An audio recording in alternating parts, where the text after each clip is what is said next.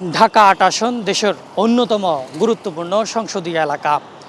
একদিকে সাবেক এমপি ও সাবেক মন্ত্রী বিএনপির মনোনীত প্রার্থী মির্জা আব্বাস, অন্যদিকে জুলাই আন্দোলনের সম্মুখ সারির যোদ্ধা ও ১০ দলীয় জোটের প্রার্থী নাসিরউদ্দিন পাটোয়ারি। দুই প্রার্থীর ভিন্ন রাজনৈতিক পটভূমি ও দর্শনকে কেন্দ্র করে প্রতিদিনই ভোটের মাঠে চলছে বাহাস। অভিজ্ঞতা ও পরিবর্তন আর শুধুই পরিবর্তন, এই দ্বন্দ্বে শেষ পর্যন্ত ভোটাররা কাকে বেছে নেন সেদিকে এখন সবার দৃষ্টি।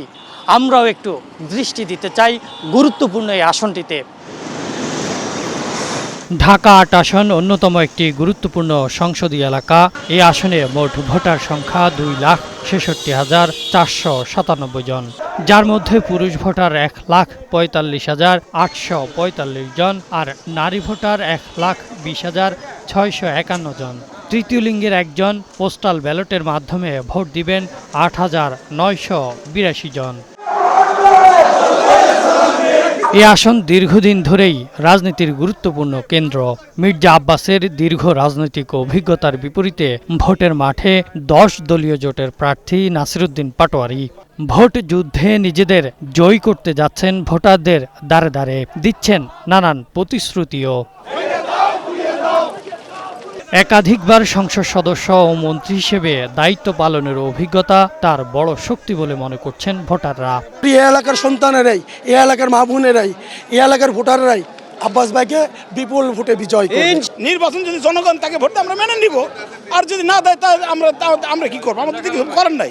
সুতরাং এইগুলো ঘোলা পানিতে মৎস্য শিকার করতেছে। অন্যদিকে নাসিরউদ্দিন পাটোয়ারির প্রতি ভোটারদের আহ্বান হিংসা বিদ্বেষ ভুলে রাজনৈতিক ভাষায় কথা বলার। মির্জা আব্বাস এই রুমরা রাজনীতি কখনো করে নাই।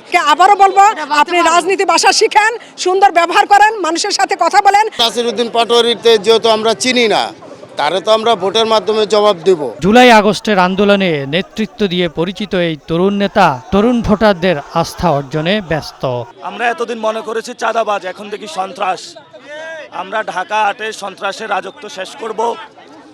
জনগণকে বলবো, ভোটের মাধ্যমে এই ধরনের যারা সন্ত্রাসী কার্যক্রম করে তাদেরকে আপনারা বাংলাদেশের মধ্য থেকে বিদায় করুন। তবে মির্জা আব্বাস নাসিরউদ্দিন পাটোয়ারির বিষয়ে কোনো মন্তব্য করতে রাজি নন। তিনি বলেন, রাজনীতিতে প্রতিযোগিতা থাকবে, কিন্তু কাউকে আঘাত করে নয়। ওরা পায়ে পা দিয়ে ঝগড়া করার চেষ্টা করছে। ওরা যেটা চাচ্ছে ওটা আমি করতে দিতে পারি না।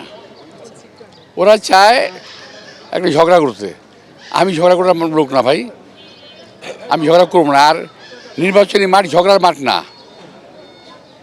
নির্বাচনী মাঠের প্রতিযোগিতার মাঠ। আমরা প্রতিযোগিতা করবো, ঠিক আছে, ঝগড়াঝাটি কেন?